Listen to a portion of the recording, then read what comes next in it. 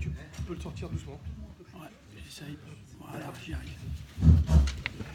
C'est sûr, il n'y a pas la peine. Là, ça marche, c'est pas la peine. Hein? Ça marche, pas la Ça peine. marche. Juste une taper. Tout va bien. Mesdames et messieurs, Monsieur le Grand Rabbin, Michel Huguenheim, Monsieur Bernard Nussbaum, qui est maire adjoint honoraire, Monsieur Clodon s'est été excusé parce qu'il ne pourra pas être présent. Voilà. Mesdames et messieurs les conseillers municipaux, mes chers amis et fidèles, c'est avec une grande fierté et un très grand honneur que nous vous recevons dans notre synagogue qui a été inaugurée voici 28 ans en présence de M. le Grand Rabbin Chaim Sitruk. Malgré le départ de nombreuses familles en Israël, notre communauté ne cesse de s'agrandir grâce au dévouement de notre rabbin, M. Hadjadj, et tout notre comité d'administration sans cesse actif. Permettez-moi tout d'abord de vous rappeler l'historique de notre communauté. Elle a été créée en 1965 par M. Isère Fidel, président fondateur, dans une cave d'un bâtiment communal mise à la disposition par l'ancien maire M. Sadouillet avec la participation de notre rabbin M. Hadjadj, alors ministre officiant. En 1975, au décès de M. Finel, M. Samson Elbez, alors vice-président, assure l'intérim, suivi de M. Moyal et M. Grimbert, bon, c'est des noms des anciens présidents et vice-présidents. En 1977, M. Georges Finel succède à M. Grimbert et M. Marc Lecat, conseiller municipal, qui fait aménager la chapelle Lagrange-Bois en tant que synagogue dont l'inauguration a eu lieu le 11 mars 1979.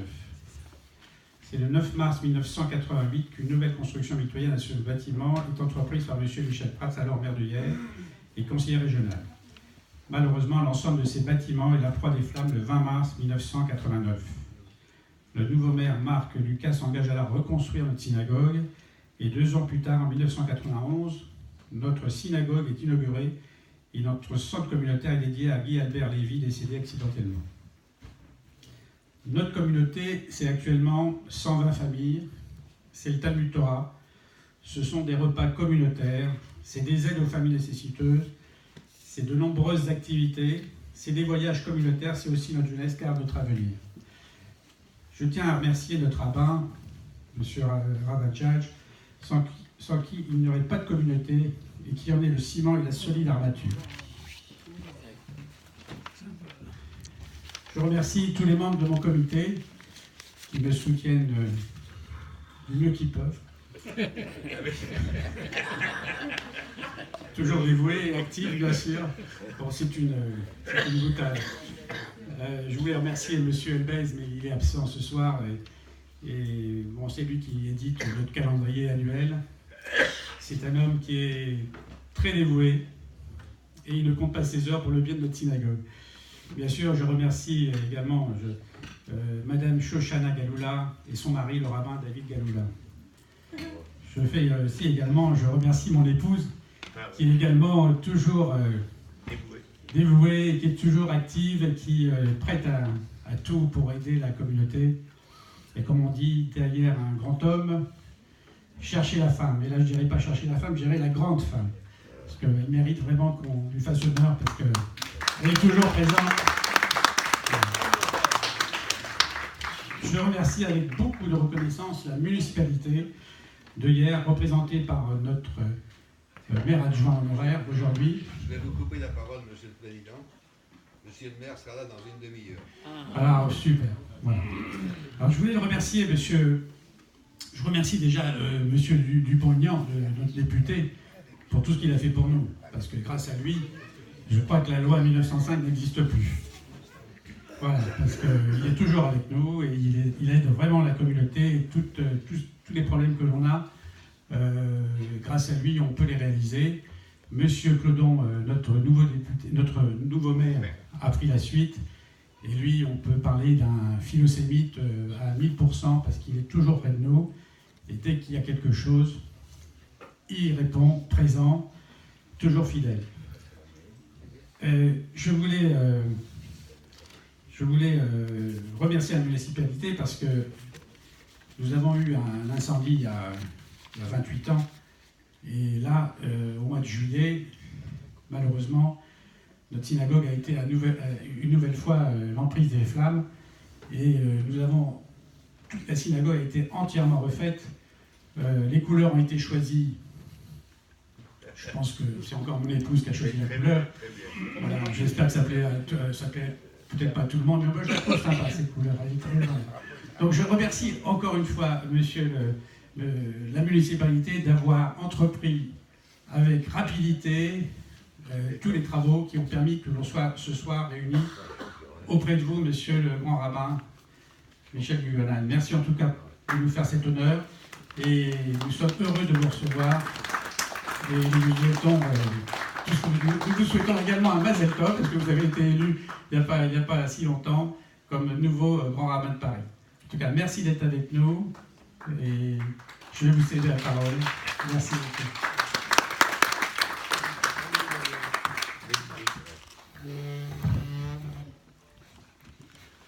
Cher Monsieur le Président, j'ai mal. Je vais vous arranger ça, ne vous inquiétez pas. Voilà, c'est bon. On va serrer un petit peu. Parfait. Je vous en prie. Merci beaucoup. Avec plaisir. Monsieur le rabbin Hadjadj, Monsieur le Président Alouche, Président de région, Monsieur le maire adjoint honoraire, Monsieur Nussbaum, et Monsieur le rabbin Galoula, qui est la cheville ouvrière de cette venue aujourd'hui. Et je tenais et vous tous, mesdames et messieurs, chers amis, je voulais vous dire le plaisir, bonjour, le plaisir qui est le mien de faire connaissance de cette magnifique synagogue qui vient juste en plus d'être remise à neuf, comme cela vient d'être dit, et donc de faire connaissance de tous les fidèles et de cette belle communauté que vous nous avez si joliment décrite et qui a déjà une histoire imposante et intéressante et pleine d'espérance. Et comme vous l'avez dit, malgré le fait qu'il y a des gens qui sont partis, c'est quelque chose, c'est un phénomène auquel on assiste partout dans la France entière et même dans Paris, Île-de-France, mais malgré tout, la communauté reste forte et solide et c'est vraiment un signe d'encouragement. Le thème de notre rencontre ce soir, c'est la cache-route. Alors, pas la cache-route au niveau de toutes les lois de la cache-route, parce que c'est un sujet qui est beaucoup trop vaste pour être traité en une heure, mais quelques points particuliers et surtout un aspect pratique de la cache-route. Mais avant de rentrer dans la partie pratique et la partie halakhique, il me semble indispensable de dire quelques mots sur la signification de la cache-route et plus encore sur l'importance de ces lois de diététique religieuse que la Torah nous a données. La Providence a fait que cette rencontre entre la communauté de hier et moi-même a lieu entre le Shabbat Bereshit et le Shabbat Noach. On dirait que c'est un fait exprès. Pourquoi ? Parce qu'on y trouve dans ces deux parachiotes la preuve qu'il n'y a pas dans le judaïsme d'éducation morale tant qu'on ne prend pas le pli de l'obéissance aux lois de la cache-route. C'est-à-dire qu'on va constater dans l'histoire du monde que chaque fois que le monde prend un nouveau départ, eh bien, cela démarre avec une prescription d'ordre diététique. Alors, je ne vais pas faire une démonstration sur toute l'histoire du monde, mais je vais commencer avec Bereshit.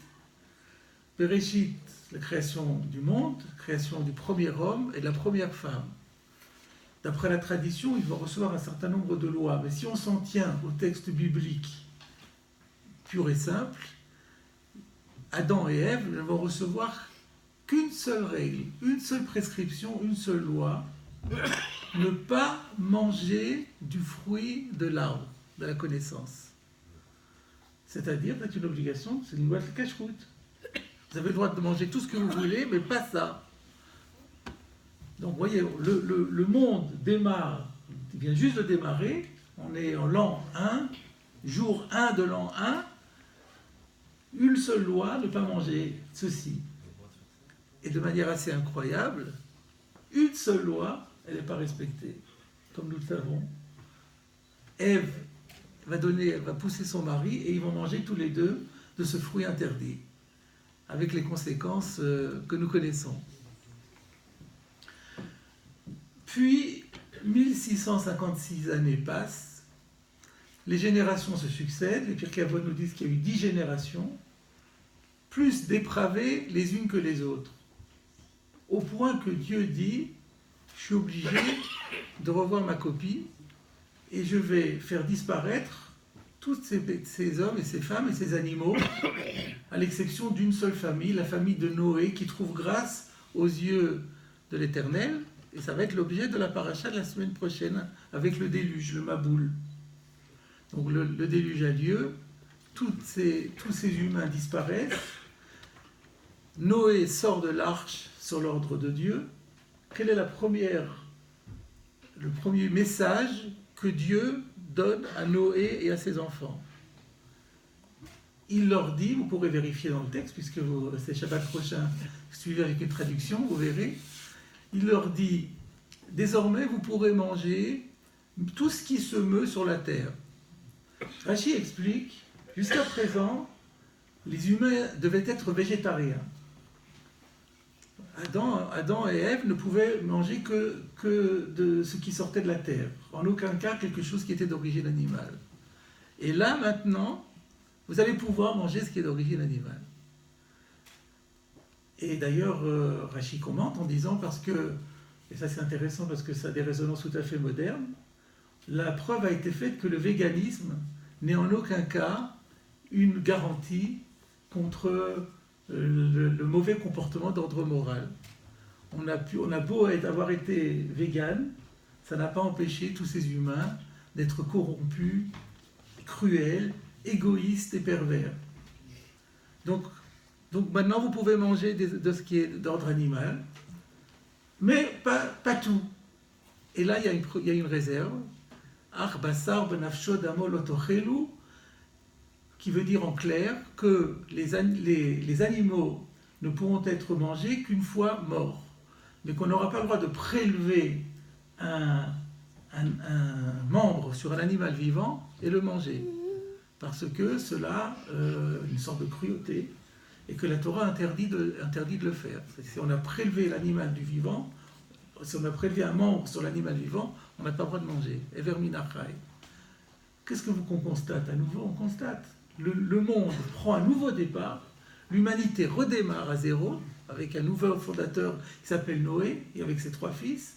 Aujourd'hui, nous savons que tous les humains qui sont dans ce qui peuple ce monde descendent nécessairement d'un des 3 fils de Noé, ou de Shem, ou de Yafet, ou de Ham. Et bien là, la prescription que Dieu leur donne est une prescription, encore une fois, de cacheroute. Donc j'arrêterai la démonstration parce que c'est suffisamment parlant. Quelle est l'idée? L'idée est que si on n'arrive pas à domestiquer son instinct, le plus fondamental que nous ayons en nous, qui est l'instinct de nutrition, qui est un instinct absolument vital, parce que si on ne mange pas pendant 48 heures ou 72 heures, on ne peut plus s'en sortir, eh bien cet instinct-là doit prendre le pli de l'obéissance à Dieu. C'est le départ, c'est l'initiation à toute œuvre morale. Donc c'est ce qui nous montre l'importance de la cacheroute. C'est un premier axe. Deuxième axe, c'est que lorsque dans la Torah il est question de loi de la cacheroute, à tous les coups, sans aucune exception, c'est chaque fois mis en relation avec la sainteté. Je ne prendrai qu'un exemple. Dans la paracha de Mishpatim, le verset dit « Va anche kodesh tiyun li » vous serez pour moi des personnes sacrées. Et le verset poursuit en disant « Ou vasar basade terefa lotochelu » et la viande taref, vous ne mangerez pas. Sainteté, taref. Chaque fois qu'il est question de cacheroute, il est question de kedusha. Or, la kedusha, c'est pas négligeable. La kedusha, c'est quoi? c'est en tout et pour tout le programme du judaïsme. Quand Dieu va donner la Torah, proposer la Torah à Israël, en Parashat Yitro, il va leur dire Vatem tiouli, la seule chose que je vous demande, c'est ça. Vous êtes pour moi, Mamlechet Kohanim, une royauté de prêtres. Ça veut dire qu'Israël a la mission d'être une sorte de phare pour les nations, d'enseigner aux nations l'existence de Dieu, la nécessaire fidélité à ses commandements. Mamlechet Kohanim, Vegoy Kadosh, et un peuple saint. Donc toute la Torah, c'est la sainteté. Et la sainteté, ça passe par la cacheroute. Donc c'est quelque chose qui est très très important. Et on sait d'ailleurs que c'est par le respect notamment de la cacheroute que le judaïsme est arrivé à traverser toutes les vicissitudes, à traverser les siècles et les siècles, alors que tous les peuples de l'Antiquité ont disparu. Israël est toujours présent. C'est en grande partie par le respect des lois de la cacheroute. Alors pas seulement des lois de la cacheroute, mais encore de deux autres catégories, qui sont d'une part le Shabbat. Vous savez, vous connaissez le proverbe qui dit que plus que les Juifs ont protégé le Shabbat les a protégés. Et également les lois dites en hébreu de Taharat HaMishpacha, de la pureté conjugale, si vous préférez les lois du mikvé, le respect des lois de Nida. Ces trois catégories de mitzvot, ce sont elles qui ont permis la pérennité des Juifs et du judaïsme. Et elles font référence à trois catégories de sainteté. Le Shabbat, c'est bien évidemment la sainteté du temps. Taharat HaMishpacha, c'est la sainteté de la personne humaine. Et la cacheroute, c'est la sainteté de l'espace. Parce que la cacheroute a besoin d'un espace. Il y a la cuisine où on prépare les aliments, et il y a la salle à manger où l'on mange, et où on applique finalement les lois de la cacheroute, c'est le moment où on les mange. Et donc on a ces trois dimensions de sainteté. Pour finir, aujourd'hui nous n'avons plus de temple, nous n'avons plus d'autel. Qu'est-ce qui a remplacé l'autel? Nous disent nos sages, c'est la table sur laquelle nous mangeons. Donc là encore, la table est le symbole de la sainteté. Et ce qui me frappe toujours, c'est que, en fait, ce n'est pas la première conférence que je fais sur ce thème. Il y a beaucoup. C'est un thème que j'ai choisi de sillonner par Île-de-France, et je ne traite pas que de cela, mais principalement de cela, pour plusieurs raisons.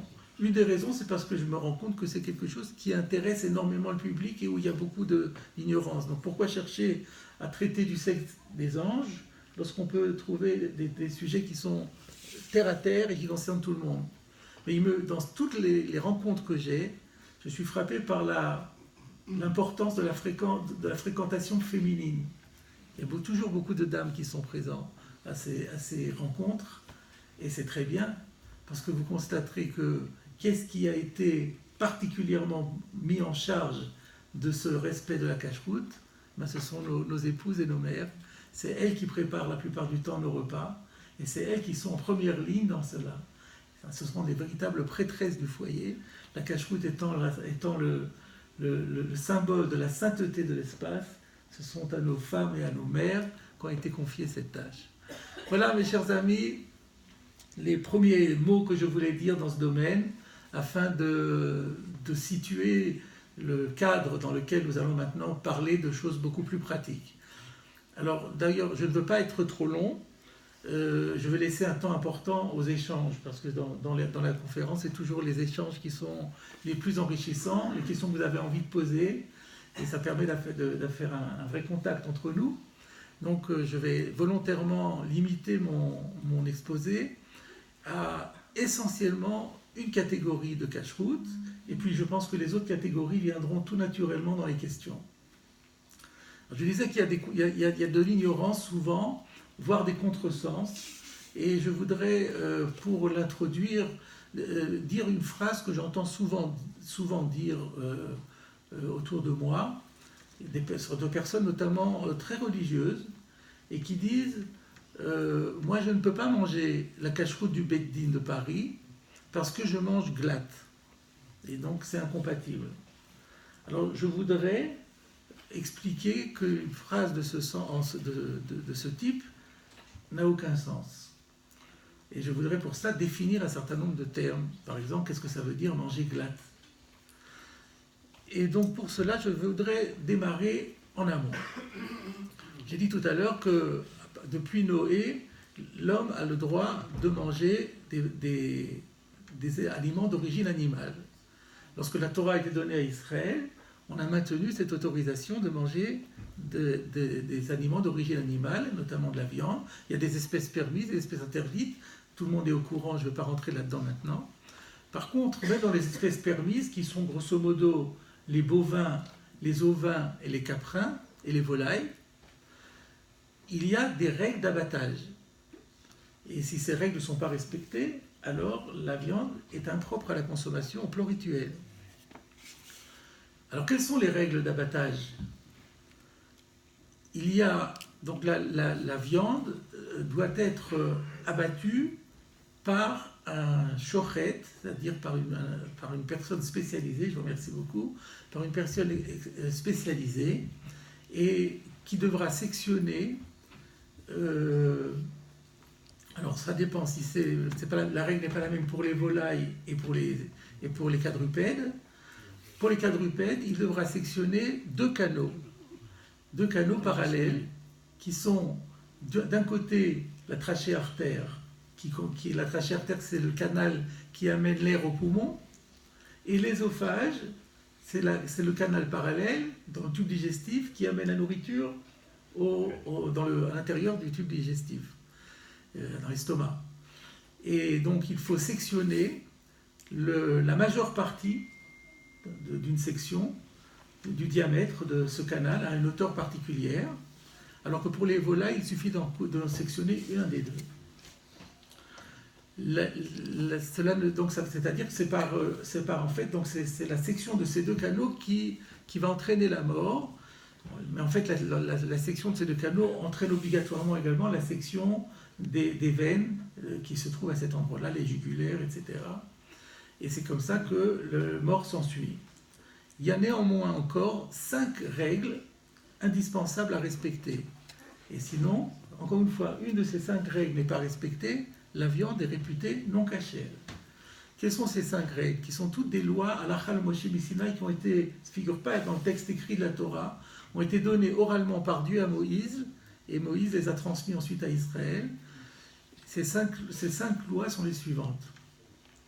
Donc premièrement, enfin il n'y a pas d'ordre, mais une règle est que d'abord, le couteau qui va servir à sectionner ne doit pas comporter la moindre ébrêture.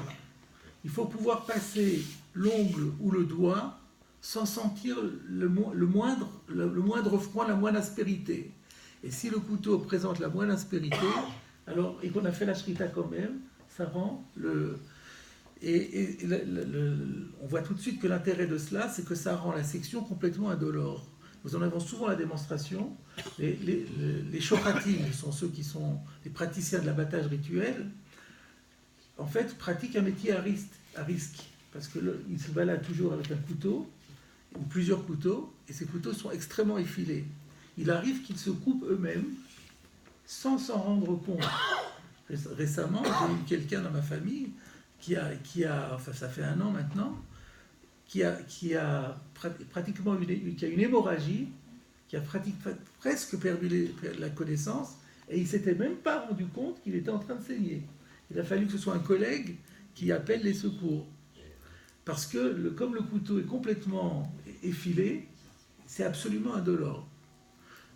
Autre seconde règle, il faut que la section s'opère par un mouvement de va-et-vient, mais sans aucune pression. C'est le mouvement de va-et-vient qui entraîne la section, mais pas la pression. Si on a pressé avec le couteau, encore une fois, ce n'est pas valable. Vous voyez que toutes ces lois, elles visent à une seule chose, c'est à limiter de manière incroyable la douleur que peut ressentir l'animal au moment de cet abattage. 3e règle, le couteau doit toujours être en évidence. Il ne peut pas être plongé à l'intérieur de la bête, enfoui à l'intérieur de la bête. Autre règle, le mouvement de va-et-vient ne doit jamais être interrompu. S'il s'est interrompu à un moment donné, c'est terminé. Et enfin, il y a une section bien précise à la hauteur des deux calots dont j'ai parlé. Si c'est trop haut ou trop bas, c'est pas dans le bon secteur, dans la bonne zone, donc ce n'est plus valable. Donc vous voyez, ces 5 règles sont extrêmement compliquées. Il suffit qu'une de ces règles n'ait pas été respectée pour que l'avion ne soit pas caché. Alors j'ouvre une petite parenthèse parce que j'estime toujours que ces conférences sont pour moi une occasion de demander à ceux avec qui j'échange d'être nos ambassadeurs. Vous n'êtes pas sans savoir que nous sommes dans un pays et même dans un continent où l'abattage rituel est critiqué parce qu'il est fait sans étourdissement préalable et que nous bénéficions d'une tolérance, d'une dérogation pour des raisons religieuses. Et je voudrais que vous sachiez que nous sommes tous victimes d'une hypocrisie sans nom. Qu'est-ce que c'est que l'étourdissement préalable que l'on voudrait nous imposer et que les autres pratiquent? Quand on entend ce mot d'étourdissement préalable, on se dit que ça doit être un petit nuage, une sorte d'anesthésie sympathique. En fait, de quoi s'agit-il? Il s'agit d'envoyer avec un pistolet une lamelle métallique pour briser la boîte crânienne, à l'intérieur de la boîte crânienne. Est-ce que vous imaginez la souffrance qu'on impose à l'animal? Alors, il tombe tout de suite, et on a l'impression qu'il sent rien. Mais c'est une véritable... Ce pourquoi j'essaye de militer, mais je n'y arrive pas, c'est qu'on cesse de parler d'étourdissement préalable. Qu'on parle de fracassement de la boîte crânienne. Qu'on voudrait qu'on nous impose de fracasser la boîte crânienne. C'est ça qu'il est question. C'est absolument incroyable. Donc nous pouvons être fiers de la façon dont la Torah nous a donné. Nous savons que c'est Dieu qui a créé les animaux, qui a créé les hommes. C'est lui qui a mis au point la méthode optimale. D'ailleurs, je voudrais rajouter une chose, c'est la méthode optimale. Non seulement pour éviter aux animaux leur souffrance, mais même sur le plan de la santé des consommateurs. Parce qu'il faut que vous sachiez que même lorsque on ne fait pas l'abattage rituel et qu'on tue l'animal avec une balle de pistolet, par exemple, et bien ensuite, on est obligé de sectionner immédiatement les veines et les artères pour faire sortir le sang. Car si le sang n'est pas sorti à la seconde même où l'animal est mort, la viande devient très dangereuse à la consommation. Donc le système qui a été instauré par la Torah, qui fait qu'on met fin à la vie de l'animal en même temps qu'on extrait le sang, c'est le système qui est le plus performant, tant au plan de la suppression de la douleur pour l'animal, du bien-être animal, que de la santé du consommateur. Donc c'est pourquoi il est important de le savoir et de pouvoir, le cas échéant, argumenter. Exactement. Alors, une fois que l'animal a été abattu régulièrement, est-ce que pour autant on peut manger la viande? La réponse est non, pas vraiment. Parce que il faut encore vérifier que l'animal n'est pas porteur de lésions. Vous savez qu'aujourd'hui, quand il y a un abattage, il y a les vétérinaires qui passent pour vérifier que l'animal n'est pas malade. Mais même si le vétérinaire donne son feu vert, il peut y avoir encore des lésions qui rendent l'animal impropre. Maïmonide recense pas moins de 70 lésions que peut présenter un animal et qui le rendraient impropre. C'est un autre interdit. Une fois que la shrita a été faite, la viande ne peut plus être nevela. Si la shrita est mal faite, elle est nevela. Si la shrita est bien faite, c'est plus nevela. Mais par contre, ça peut être trefa. Mais aujourd'hui, on dit taref taref est devenu un terme global pour dire que c'est pas cachère. Mais taref au sens propre, c'était les lésions présentées par l'animal. Alors, vous pourriez me dire, mais alors, dans ce cas-là, on devrait faire une autopsie de chaque animal qu'on a abattu pour vérifier les 70 lésions, mais on s'en sortira jamais. Alors, comment ça se fait? La réponse est, il y a un principe dans la Torah qui est la loi de la majorité. nos maîtres ont dit que jusqu'à preuve du contraire, on a le droit d'aller d'après la majorité. Dans un doute, on dit qu'il n'y a pas de doute s'il y a la majorité. La majorité des animaux n'est pas porteuse de lésions. Si la majorité des animaux n'est pas porteuse de lésions, je n'ai pas besoin de contrôler. Je peux considérer qu'il n'y a pas de... Parce que le contrôle étant compliqué, s'il était facile, on devrait le faire. Comme il est compliqué, on n'est pas obligé de le faire et on va d'après la majorité. Vous savez que c'est grâce à cette règle de la majorité qu'on peut boire du lait. Je ne parle pas de lait chamour là pour l'instant, je parle du lait. Parce que si un animal est taref, il peut être taref de son vivant. Imaginons qu'il y a un trou dans l'estomac, il est déjà taref, la vache est taref. Quand je trais le lait, qui me permet de boire ce lait? Peut-être que ce lait provient d'une vache taref, et si la vache est taref, son lait est assourd aussi. Donc comment je fais-t-il? Je peux pas. L'animal est encore vivant, je ne peux pas le contrôler. Et comment je peux boire son lait? Réponse, Rov Behemot Kesherot. Étant donné que la plupart des animaux sont cachers, donc la viande est cachère, et je n'ai pas besoin d'aller davantage. Je peux boire le lait, et quand je fais la shrita, je peux considérer qu'il n'y a pas de lésion. À une exception près, il y a un organe de l'animal sur lesquels nos rabbins ont dit que là, la minorité de cas où il y a des lésions est quand même une minorité importante et qu'on doit faire le contrôle. Savez-vous quel est cet organe? Le poumon, comme dit Molière dans le Malade imaginaire. Le poumon, vous dis-je, c'est dans le poumon. Et donc, le poumon peut être perforé, et dans ce cas-là, la viande entière n'est pas consommable. De sorte que, une fois que la shrita a été opérée, alors je ne parle pas pour la volaille, mais pour les quadrupèdes, il y a une nécessité de contrôler leurs poumons. Alors le contrôle se fait de la façon suivante. Je vous donne des informations parce qu'en général, elles ne sont pas connues du public. Et c'est quand même intéressant que vous sachiez comment ça fonctionne. Alors, tout d'abord, une fois que l'animal a été abattu, on ouvre le diaphragme pour voir rentrer la main à la hauteur du poumon. On ne sort pas le poumon de la bête. Parce que si on la sortait tout de suite, on risquerait de faire tomber des signes de lésion. En fait, quels sont les signes de lésion? Ce sont des filaments. En hébreu, on appelle ça sichot, adhérence. Il peut y avoir entre deux lobes du poumon, ou bien entre le lobe et les os, ou toutes sortes de cas comme cela.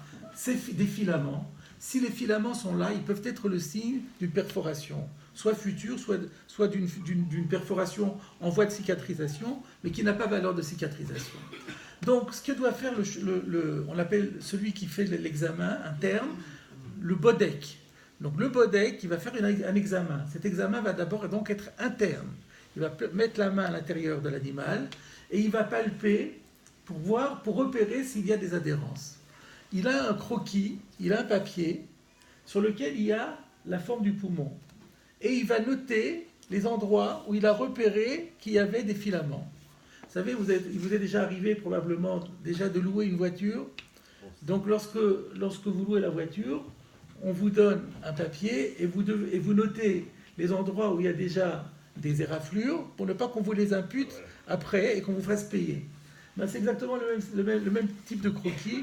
Vous avez un croquis avec le poumon et on note, là il y a un filament, là il y a un filament, il y a un filament. Ensuite, ça c'était la bdikat pnim, la vérification interne. Ensuite, on sort le poumon et là on arrive à la vérification externe. Donc on repère tous les endroits où on avait vu des filaments et là on enlève les filaments et en fonction des cas, on essaye de voir, donc il y a toute une technique, et puis on enlève les filaments, et pour vérifier s'il n'y a pas de trou, on gonfle le poumon, comme on gonflerait comment on appelle ça, une chambre à air dans un vélo,